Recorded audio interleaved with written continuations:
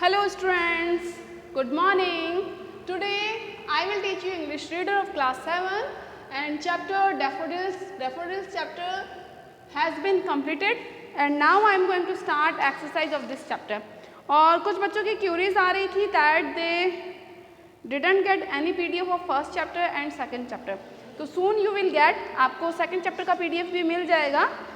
PDF बन चुका है बट आप तक वो पहुंचा नहीं है नेटवर्क प्रॉब्लम की वजह से. और जो फर्स्ट चैप्टर के 2 क्वेश्चंस मैंने दिए थे समरी ऑफ कासाबियांका पोएम और उससे हमें क्या मैसेज मिलता है, इसका भी PDF आपको जल्दी ही मिल जाएगा.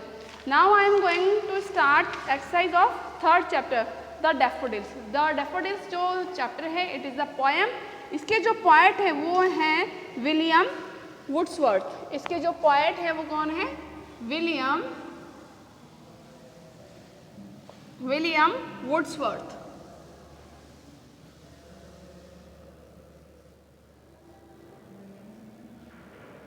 ओके, तो इस चैप्टर की जो हार्ड वर्ड्स हैं, word meaning which I had mention on the board, you have to do in your notebook and the glossary also you have to do in your notebook. तो आपको word meaning as well as glossary दोनों ही आपको notebook में करनी है. Now we start first exercise. Complete the following statement. Complete the following statements.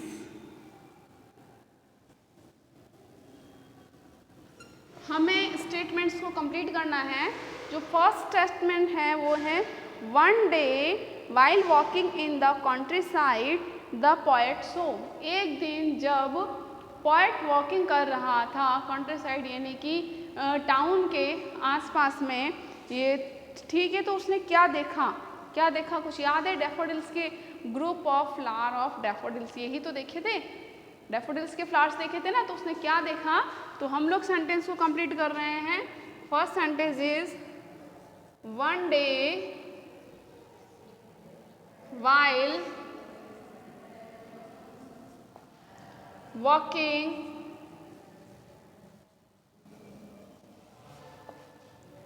in the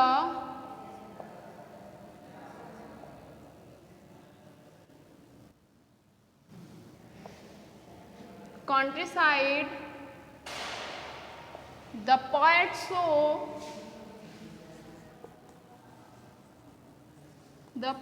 क्या देखा पोएट ने? स्टार्ट करते हैं यहाँ से सेंटेंस को कंप्लीट करना. पोएट ने देखा था अ होस्ट ऑफ, हम होस्ट की जगह क्या लिख सकते हैं? A group of daffodils flower.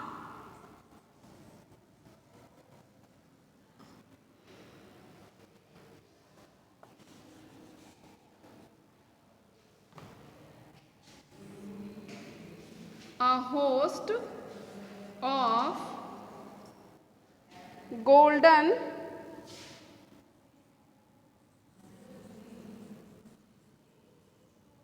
daffodils.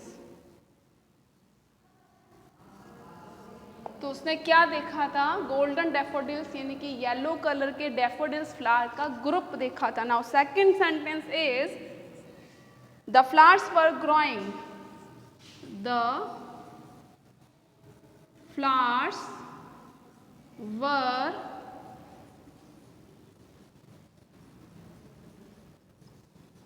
growing. कहाँ पर ग्रो कर रहे थे? कहाँ पर फ्लावर्स उगे थे?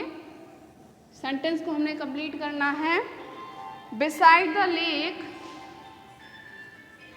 beside the lake यानी कि झील के आसपास, एंड beneath the tree यानी कि पेड़ के नीचे. तो जो ग्रो कर रहे थे, जो डैफोडिल्स के फ्लावर्स थे, वो कहाँ पर उग रहे थे? ट्रीज के तो नीचे, पेड़ों के नीचे, और लेक के बिसाइड यानी कि लेक के किनारे, उसके आसपास. Now second sentence, third sentence is the flowers were The flowers were क्या कर रहे थे फ्लावर्स? डांसिंग कर रहे थे ना, fluttering and dancing were fluttering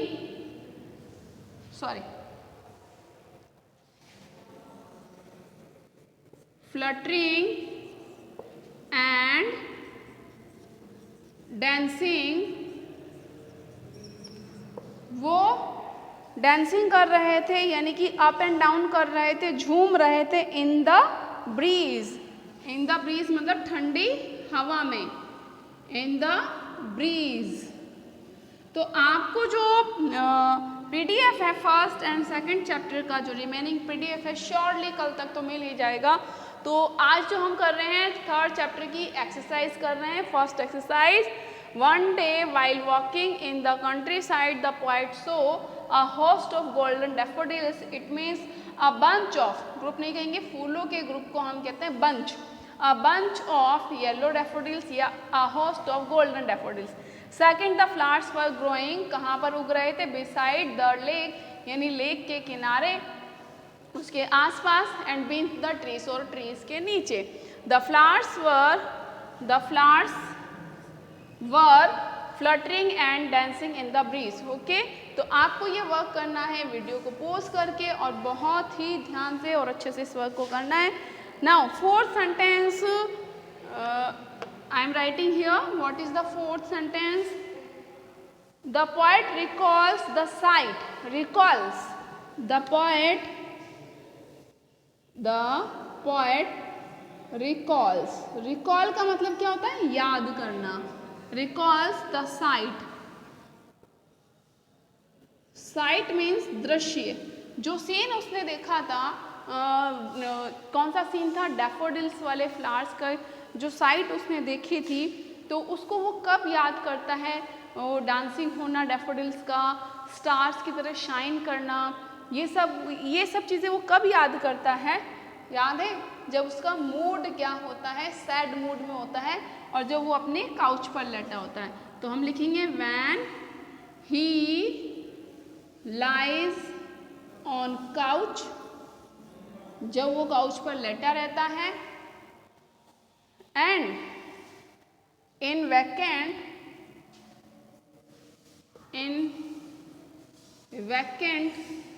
and sad mood, in sad mood, जब उसका जो मूड है वो दुखी होता है, सैड होता है, then he वो क्या करता है? रिकॉल्स करता है उस दृश्य को, उस सीन को वो क्या करता है? रिकॉल करता है। Now fifth sentence is the poet has compared himself. I am erasing first sentence because there is no place, so pause the video and in सब चीज सेंटेंस को क्या करना है? नोटबुक में नोट डाउन करना है। आई am erasing first sentence, please इसको नोट डाउन कर लीजिए फास्टली।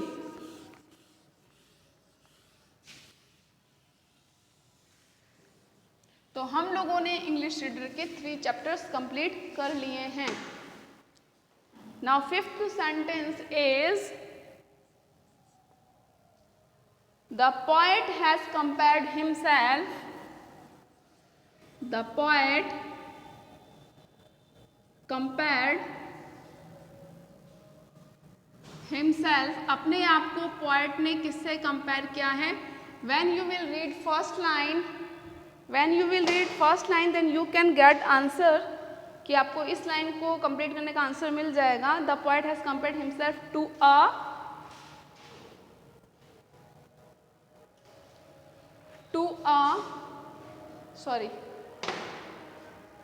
cloud। तो किससे अपने आप को कंपेयर किया है? To a cloud। तो आप लोगों को सेंटेंस मिलेगा I wandered lonely as a cloud, मैं बादलों की तरह वैंडर कर रहा था। तो हमें आंसर मिला the poet has compared himself to a cloud that is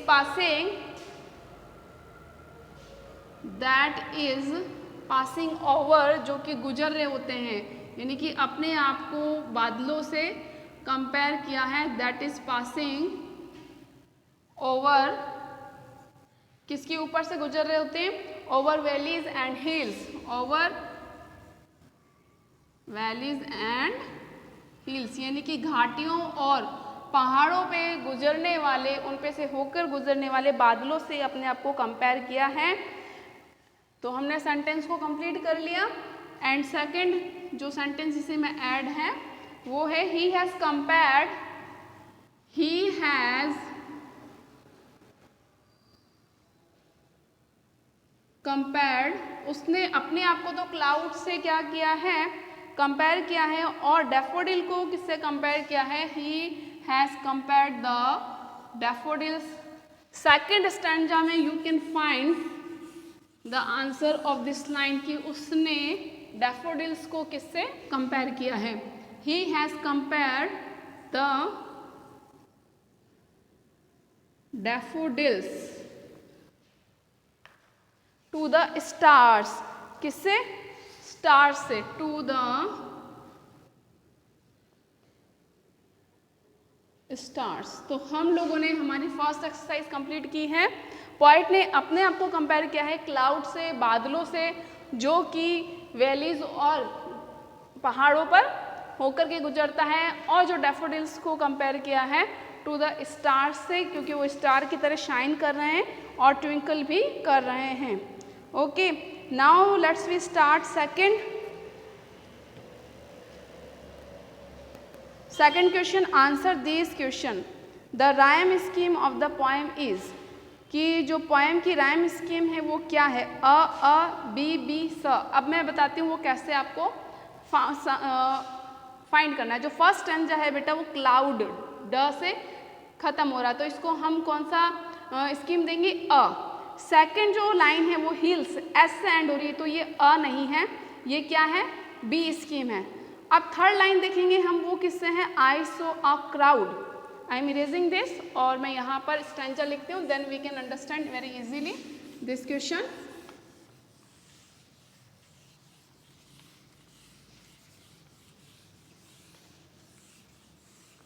तो क्वेश्चन क्या है?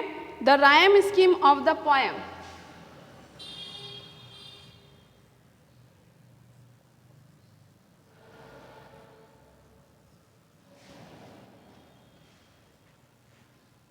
The rhyme scheme of the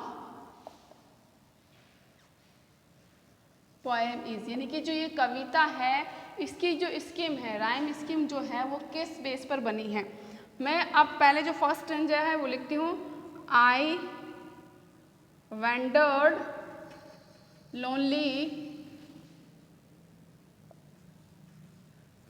as a cloud. Okay, cloud. अब उसके बाद हम लोग सेकंड लाइन देखते हैं, उसमें आता है वैल्स एंड हिल्स। ठीक है, now third line, I saw a crowd. Third, golden daffodils, and fourth is trees,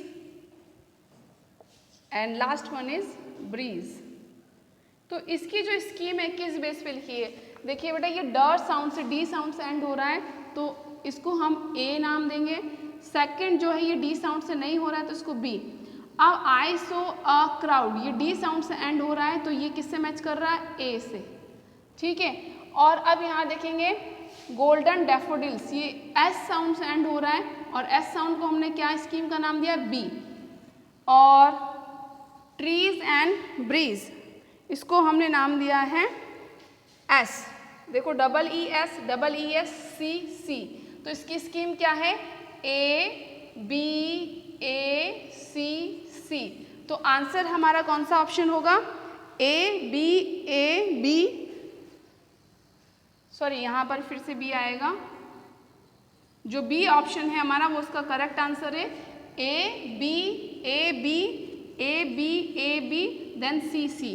तो हमारी जो राइम स्कीम है वो किसके ऊपर बेस है? ए बी एंड सी सी पर। रेस्ट ऑफ जो हम लोग करने वाले हैं, circle the odd one out तो हमें सर्कल करना है जो ऑड वर्ड लग रहा है, साउंड इनका जो स्पेलिंग एंडिंग है वो सेम साउंड से हो रही है बट बोलने में ये थोड़े ऑड लगते हैं, यानी कि अलग लग रहे हैं। तो ये जो हम करेंगे हमारे next video tomorrow. Okay, till then bye bye, thank you.